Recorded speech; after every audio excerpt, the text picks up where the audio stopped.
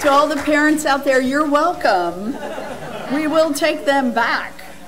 So good morning. My name is Dr. Kimberly Bissell, or as I know many of you, Kim, and I've been pleased and thrilled to be a member of this congregation since 1998.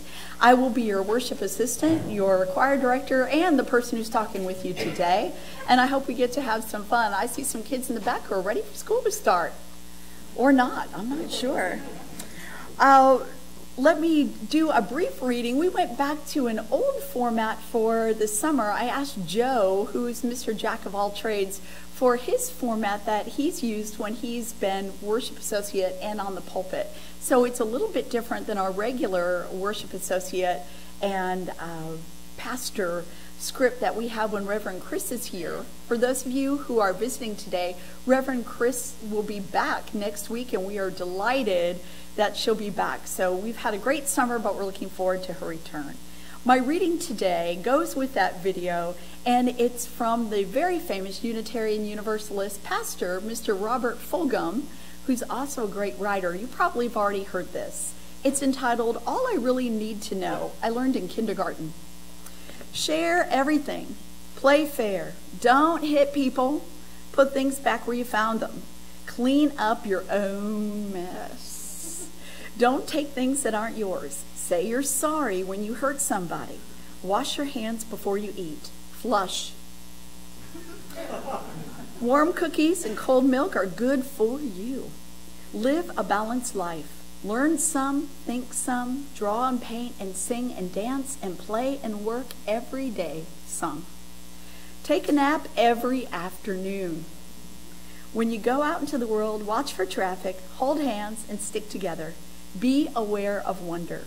Remember, the little seed in the styrofoam cup, the roots go down and the plant goes up, and nobody really knows how or why, but we are all like that. Goldfish and hamsters and white mice, and even that little seed in the styrofoam cup, they all die. So do we. Then remember, those Dick and Jane books, the first word you ever learned, the biggest word of all, look.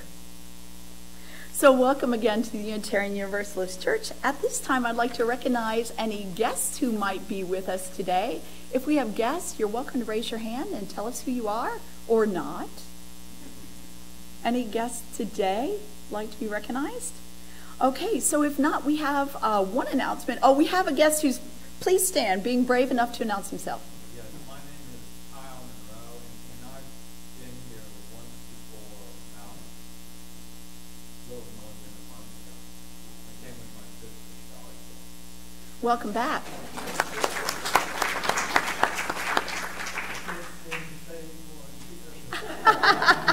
You're no longer a visitor.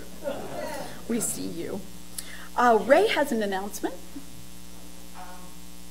Kim, what school are you the person for? Windsor Park. Yeah, and so Windsor Park got an award, a recognition this year.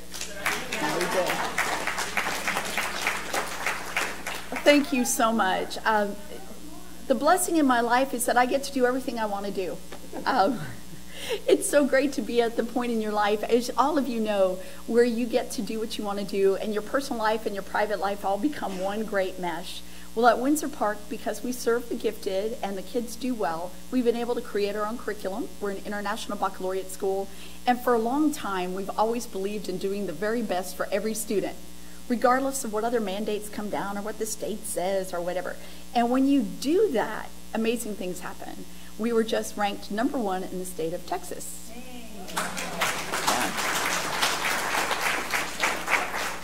Well, thank you, but I say we because, as you all know, those of you who had great and terrible school experiences, it was never a person. It's a team effort, so thank you. Any other announcements? Well, there was a time in my life I was a middle school teacher. It's true. All of those of you out there who have all those memories of middle school that are great and terrible, yeah, I was there. I was there. And it was a great and terrifying time. I loved it. I loved those kids with all my heart, and they were crazy. They were. So what I wanted to talk to you today about are the things that I learned as a middle school and high school teacher. I was really lucky. I spent 3/4 of my day at the middle school, then jotted just around the corner to the high school, and I got the best and worst of all that can be. The first thing I want to talk about is this picture we've got. Yep. It might be a little hard to see, but it says, sometimes people just are not thinking straight, and you can't make them think straight. This was the first meeting between Trump and Merkel, and if you could see the looks on their faces, they both think each other is crazy. I think Donald is thinking whatever he's thinking, and Angela's thinking, Domkopf, or something like that, just by the look on their faces. They are not seeing eye to eye, and you can tell by this picture, they are not going to make each other see eye to eye. I tell you, as a teacher, that was one of the big realizations that has carried me through life. Sometimes people just aren't thinking straight, and you can't make them. They've got to get there on their own. So all of the virulent speech you might have, all of those great arguments, those of you on Facebook know what I'm talking about. They're not going to mean a hill of beans. Sometimes people just have to think what they're going to think, or come to it later. When I became a teacher, my parents were not happy. I did lie to them for a while, I admit. They wanted me to go to law school, and I told them I was going into law school, I was going to college. They wondered why I had this music scholarship, and I'm like, oh, it's just going to pay the freight, Mom and Dad, it's going to be fine. And all the while, I'm like, I'm going to be a music teacher, I can't wait. So about my junior year, my parents saw my courses and like, hey, all these classes kind of look like teacher classes, and I had to break the truth to them, and they were kind of heartbroken. They really had this idea of what they wanted me to be, and I was not going to do that. It wasn't in my heart. I wanted to be a teacher. I'd always wanted to be a teacher. So I went off and became a teacher. When I got my master's degree, my father said, congratulations, you can still go to law school. You got good grades, you could go. I said, Mom and Dad, yeah, I don't know why, but it's my calling. Everyone should have a calling, whether it's knitting or fishing or teaching. You should have a calling somewhere, something you can't wait to do. Well, mine was teaching. So as I got my doctorate, my parents kind of warmed up to the idea. Now, granted, this is over 20 years, so come on, right? Right. Then I became a principal, and my schools were doing well, and I would tell them how great it is to work with kids, and they would say, yeah, teachers, yeah, we respect the job you do, teachers. And then, you know what my parents went up and did? They started volunteering at the elementary school down the street, where I went to elementary school. My mother calls me now and says, oh, you wouldn't believe what the kids did today. I feel so sold out. I've been saying this for more than 20 years. This is now my 28th year. And I've been saying this since I was in high school tutoring kids. And now my parents are excited. My dad is cutting out laminated plastic hearts at home right now as we speak for loving the kids coming back to school. I really feel like they're traitors. That's all there is to it. But I'm so glad they've come around. They were not going to see eye to eye with me because in their mind's eye, they had a future for me. It reminded me of this kid that I had, my first referral at Windsor Park Elementary School. Now, this is a school for the gifted, so if you want to see people come up with great defenses, you need to sit in the principal's office. These kids have got it. So I get this kid referred to me, and I said, what happened? I have a referral here that you've been kicking people. Sir, this is not how we conduct ourselves. And he says, I did not. I did not kick anybody. Well, there are two cute little girls waiting outside. They can't wait to tell me what they saw. They come in and they say, Dr. Bissell, we saw it with our own eyes. And they go into this big story about that other boy was just standing there in the lunch line and he just kept kicking them. He just kept on kicking them. And they both told me the same story independently, so all I could do was face the kid and say, well, you know, like, looks like your goose is cooked. The teacher wrote exactly what his kid said. I said, seems like you kicked this kid. I just want to understand why. Is there something more going on? Is this kid bothering you? Is there more to the story? He looked at me and said, Dr. Bissell, I was in this lunch line, and I simply extended my leg. My foot made contact with the person in front of me. I'm not certain, but it could have been more than once. He was not going to tell me he was wrong, and to this day, he's still like that. I congratulated him on his excellent future as an attorney, gave him detention, and sent him on his way. It's that kind of thing that I couldn't have done when I started off my middle school career. I remember one famous time sitting in the assistant principal's office because one of my kids had gotten in trouble, and I wanted to make sure that he wasn't suspended or something. This was a kid I really had an eye out for. I went to go check with him. He said, well, he was fighting at the lockers, and that's kind of serious. And I said, well, okay, what's the punishment for fighting at the lockers? I need this kid, and I'm trying to give this kid a chance. He said, well, I gave him a choice. Oh, well, this is good. This is very progressive. You gave him a choice. Excellent. He can either take 3 licks or have in-school suspension. I looked at him like he said, 3 licks is pretty good. I think he thought I thought he was being mean or something. I said, sir, do you not find this ironic that you are giving the choice of a physical punishment for physical punishment? He said, girl, if you're going to be an administrator, you think too much. Yeah, it was then I thought, oh, I'm going to be an administrator. You wait and see, because that kind of thinking just drove me wild. How would you spank a kid for fighting? That made no sense to me at all. Of course, as a parent, my palm still itches sometimes, and I kind of want to. But that's a whole different story. Parents, you know what I'm talking about. So the second thing I want to talk about is the second picture. It's a little cuter. It's a little baby cuddled up with the dog, the family dog. And there's something that I really learned in middle school, and it was don't mess with people's time, money, food, or family. When you do, you start to see those eyebrows raise. It's like the first time you hold a faculty meeting, you hold people 5 minutes over, and they're like, we got to go. Especially teachers, I tell you. But I learned this in middle school because I had a huge class of 7th and 8th grade girls. My biggest class was 110 7th and 8th grade girls, right? All at the same time. So constantly like, I see you, I see you. But what really helped me was going from that to going over the chalkboard. I didn't have to say anything. When they would get rambunctious, I would just go to the chalkboard and I'd make a big show of like, oh, you really don't want me to do this? Oh, I know you do. I know you don't. I know you don't. And that meant 1 minute you couldn't leave here before lunch. They had 1 minute less lunch. And for those girls who couldn't wait to talk about who was wearing what and who was seeing who and who said what, that was death. So boy, if they just see me, I would do what I need to do, and I'd say, okay, I need to talk with, and if they were talking, I'd go, and they got like, you would never heard 110 girls go, shh, stop it, I'm going to hurt you. It was really powerful.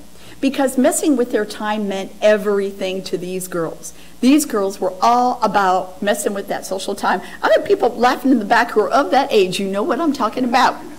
Right. So messing with people's time, their food, oh my gosh, don't hold them from lunch, right? Or don't promise something and not deliver.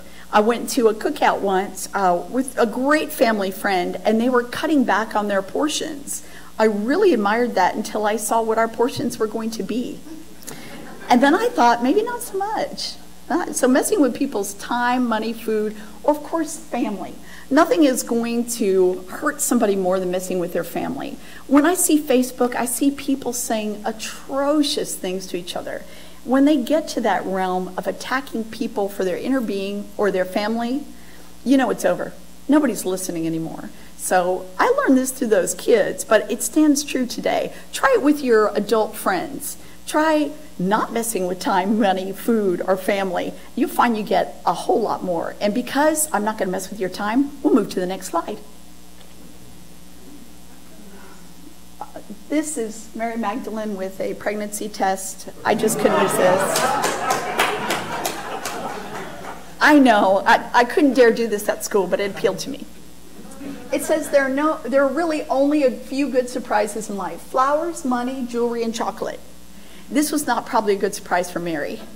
I'm sure when she had that conversation with the Spirit, she had a moment of reflection. She knew life was going to be hard. Or if you're like me and the pregnancy test there, you have other thoughts about that surprise. Kids are a wonderful blessing, but rarely is it good as a surprise. There are very few things that are good as a surprise in life, and I've learned that. One time, I had this kid. He hated change, and he's still with us, so I'm going to change his name to Adam. He hates change. Adam hates change. He's slightly autistic, and change is his bane of existence, even if it's good change. One day, I learned through the grapevine that first grade was going to have extra recess because of a change in the schedule. And they were going to go early to recess. And the kids were like, woo, more recess, more recess. Oh, I looked at the assistant principal. I said, we looked at each other at the same time and went, Adam. We ran down to that first grade wing because we knew whatever change it was, Adam was not going to have any of it. And it wasn't money, jewelry, chocolate, or flowers. He wasn't having any of it. Sure enough, we get to the room and he's turning desks over, tearing papers apart. I was able to get the kids out. The assistant principal was trying to control Adam. It was a pretty bad scene. It was a dangerous scene. And the kids were totally ununderstanding of why this was going on. So it was good. They had recess. Kids, go play. We're going to take care of this thing over here. Kids went and played. Teacher went with them. Went in there. Finally got Adam to straighten up things because, you know, we're going to straighten up things. Despite what else is going to happen, we're going to straighten up things. I asked him, I said, what's the matter, buddy? What? And he said, it's not time for recess yet. Got it. All right, it's the whole move my cheese thing. Somebody moved my cheese. Somebody changed on me and I was not ready for it. Didn't like that. So I said, well, when will you be ready? This child is brilliant. You'll be hearing about him in the future, and then I'll reveal his real name because he'll be on the cover of Time someday. He went, now.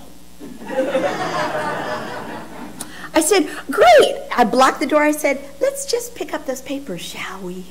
And sure enough, he's like, but it's time for recess. Ah! He picked up those papers like nobody's business. We were ready to go. But I tell you, there are grown-ups just like that. Do you know some?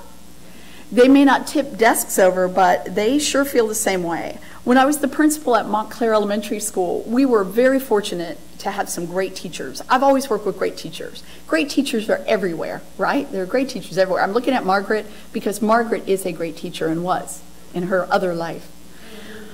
Yes, we still wear the teacher hat. We still sniff the crayons. We do. It's true. So Lisbeth Stever is a very famous teacher in our district. She was going to win HEB's Teacher of the Year for our region and go on to the state competition. I couldn't have been happier. They called me the week before and said, hey, we're making this surprise because we want the camera to be there and catch the surprise on her face, and we'll give her the flowers and the giant check. And I was so in. I couldn't wait. I love that kind of surprise. It was great. So it's me and a camera crew and all these people from HEB carrying a check and a cake, and we're going down the hallway like this, like we can barely help it. We can't contain ourselves. We're so excited for Lisbeth. Number one, she gets $1,000 right off the bat. And then if she wins the state, she wins $10,000. So we're like, come on, Lisbeth, this is awesome. We get to her room and open the door, and everybody says, surprise! And the kids are like, woo! And she is, whoa. I've never seen somebody that close to death who was standing. She was not happy. I thought it was shock, you know, that I can't believe they're here. And she was moving through the motions like someone who'd received news of a traffic accident. It was bad. But I thought again, okay, she's surprised. Who wouldn't be surprised? I would be surprised. You'd be surprised. So later on, boy, she sought me out. It was almost the end of the day. She comes into my office and she slams that door and she said, why did you do that to me? I said, what, the $10,000? Girlfriend, come on.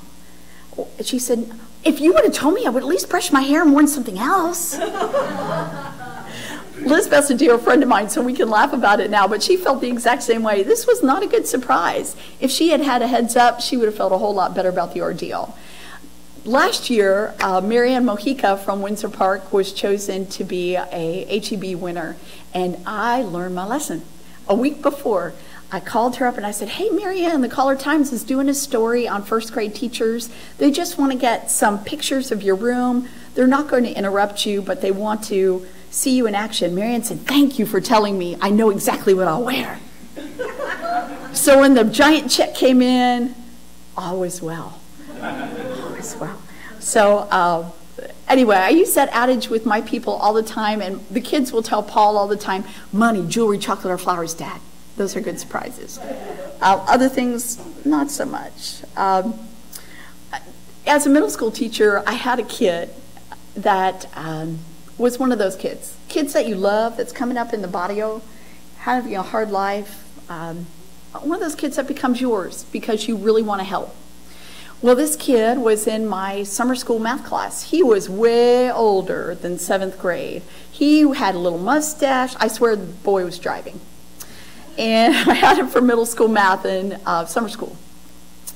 We did well. He did fairly well. He had missed a lot. So we worked as hard as we could, but he just kind of squeaked over the line. All right. The end of the next year, I hadn't seen him all year. I see him. He's like a foot taller.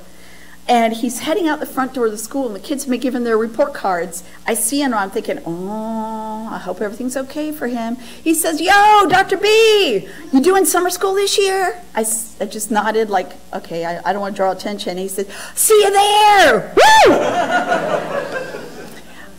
In retrospect, I don't think that report card was a surprise. But it made me think, okay, I thought this was going to be a bad surprise. For him, it was pretty good. The next slide is sometimes bad things happen. They just do. This is one of the hardest lessons for all of us. All of us have had tragedies. All of us have had heartbreak. All of us have had things happen where we say, life's not fair. The universe is stacked against us. For God-fearing people, we say there can't be a God. A loving God would never do this to us. Well, this is a hard lesson for kids. Sometimes bad things happen. I had a kid in middle school, his name was Corey. He was mad all the time. His dad was in jail. His mom had broken off things with dad while he was in jail. They lived in a really rough part of town. Things had never gone right for him. He had a bunch of younger brothers and sisters he took care of, and he was mad all the time. All the time. So he did what a lot of kids do in this case, where nobody was involved in his education. It was time to pick your classes for 6th grade. Corey didn't pick any classes for 6th grade. He just went to the form, and people gave him classes. Well, they gave him my class. Yeah. So I had one of those classes where I got those who said, I can't wait to be there, and those who didn't pick a thing. That was me. So I got Corey, and the very first time that we started to sing, this happened to be in my choir class, very first time we started to sing, he was clearly embarrassed. He takes his folder, he throws it on the ground, he says some very choice and knowledgeable words for a middle schooler, and looks at me like, now what? What are you going to do? Well, it's my first time with Corey. I said, sir, the office is around the corner. I've got a class to teach, right there. Pick up the phone, buzz the assistant principal. Corey's head your way. He's like, yeah, I wondered how long it would take. Okay. He obviously had more run-ins with him than I did. So next day, Corey's trouble. Next day, Corey's trouble. Then I think, this kid, I got to find a way to this kid. Start giving him some leadership. You start letting him do some things for me. Hey, Corey, I need somebody to pass out the folders. Can you take attendance? I'm really busy. Just to give him some leadership. Things started to change with Corey. He needed somebody to care about him, and in a way that acknowledged this was a kid who was a leader on his block. He was a leader of the gang on his block, and nobody's business. He could do whatever he wanted. At school is where this boy failed. So he was going to find a way to be the leader. And right now he's the leader of SWATs and referrals. This kid, I think, he probably woke up in the morning and coated his backside with pillows and said, ha, what can you do? Come on. So this was a kid who was a born leader, needed an opportunity, and had a hard time. Well, we worked through, the first 6 weeks was kind of torturous. I wouldn't say it was perfect, but we kind of got to a place. One day he says to me, I really want to do that competition thing that's coming. I said, you mean that solo competition that's coming? He said, yeah, I really want to do that. I said, okay, Corey had a range of maybe 3 notes. Corey, he was embarrassed to sing, so he didn't sing on his own time. He wasn't a leader in singing. It wasn't cool in his neighborhood. So he was embarrassed to sing. It took a lot to get it out of him. So I said, Corey, I'm so glad you came to me. Yeah, I'll find something, and yeah, let's do it. Let's do it. Well, for those of you who know the hymnal, there's a song called There's a Balm in Gilead. It has a range of 5 notes. 5 notes, and they kind of go step up, down, down, down, up, down, up, down, up, down, up. And I thought, maybe we could do that. Maybe we could. We spent the semester on that sucker, and there were days where it was bad, and Corey would curse, and Corey would slam stuff around, and I just let him. I would close the door. I'd say, hey, This is hard. I understand. We got to the point where I could say, all right, you don't need to treat me like that anymore. I've heard those words before. Let's come up with something new. Because it was never me. It was that stupid music or that stupid note or that, It was about that situation. So one day I got a chance to say, Corey, what's going on, man? Why are you so upset all the time? And he told me his family story. And I had to realize, this kid is dealing with a lot of anger and hurt for no reason. He's got no place to put it. Nobody's helping him. His parents are unable to deal with the situation. He was upset. Well, the more we worked, the closer we got. By the time we got to competition, he got a 2. He got a 2. The highest rating is a 1. He got a 2. But if you ever saw Corey's face, you would know that he was superior in every way. We never had a problem after that, and I think about Corey all the time. I hope he's doing well. There are just 2 other things, and they're brief, but I wanted to share them with you. The goal is to survive puberty. I put this out there for you, Michael. This is a middle-aged man with a sports car he's gazing at lovingly. Yeah, surviving puberty. It hits us more than once. It hits us around middle school, and then everybody, I hate to tell you, if you're not there, it hits you again. Around this time in your life, it hits you again. For women, it's well noted, but men, it hits you too. It does. The goal is to survive. And what I learned with my kids is that, again, sometimes people are just crazy. I walked into my class one day, the girls were getting ready to go, again, 110 kids. We had a system going, they're ready. And there's a girl just standing there in the middle of the room, and she's just like this. I said, are you okay? She said, I don't know. And she was telling me the absolute truth. She didn't know. She was hitting puberty. She didn't know. She was crazy one day. She was okay one day. But we are all like that sometimes. This morning, Anthony told me on one of those hard pieces, he said, I'm just not having a good day with this piece. You know, I could say I absolutely understand. Who's not been there? We all have. And if you are saying, gosh, that's never happened to me, well, just hang on. It's coming. It's coming. So the goal is to survive. And the next one is about justice. These are 2 kids in the bathtub. They've taken markers to each other's faces. One is clearly the older and more guilty brother, and one is clearly the younger he made me do it brother. Everybody who has kids knows that look. They are afraid because they think they're both in trouble. I can tell you what the little one's thinking. He's thinking, my brother started, he should get the worst punishment. I was just an innocent bystander. That's what he's thinking. When I was a kid, I had a younger sister, God bless her. She's still one of my best friends ever. You know, sisters are just built-in best friends. And boy, did I talk her into doing things that were wrong. And that moment of justice, the time that sticks in my mind is it was Christmas Eve. My family had kind of a formal tradition. My grandparents were formal. My family was not, but my grandparents were. So we had new dresses. Girls, you remember the new dress for Christmas with the patent shoes? We had all of those things. It was lovely. But my mom put us in the tub. She had done our hair, put the shower cap on, and said, I'm going to get ready and I'll come back for you. We were little. Well, I always wondered, are those shower caps waterproof? Are they really waterproof? I mean, if you submerge them underwater, do they really hold water out? I wondered. But, you know, I had a younger sister, so I didn't have to find out for myself. I could find out. So I said, Chris, have you ever wondered if these things are really waterproof? And she said, no. I said, hey, let's find out. But Mom said, I said, oh, it's going to be fine. Look, it says waterproof. It said right on the package, it says waterproof. Yeah. That was not the best Christmas, let me tell you. Yeah, my mom came in, my sister's hair is dripping wet from under the cap, and she said, she looked right at me, she said, what did you do? Yeah, my sister smiled. I thought she would be upset. Oh no, because justice had come her way. She was happy. She knew justice was coming and it was going to roll on me like water.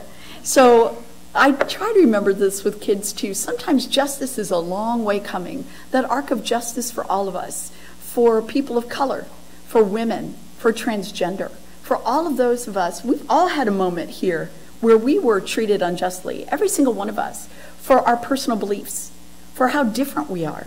It's happened. We're at the Unitarian Church. So already, right? How many times have you said I'm Unitarian? People are like, what's that all about, right? We've all had this happen to us. I'm here to tell you, though, that it usually works out. Justice usually happens. And this is what I tell kids. Sometimes it's a long time coming. That arc of justice for the African American culture has not happened yet. During my childhood, I thought we were there, but we're not. For women, I thought we were there. We are not. For Unitarians, I thought we were there. We are not. So that arc of justice is long, but I truly believe, as Dr. King said, that it is long, but the universe does bend towards justice. And that's the best I can tell my kids.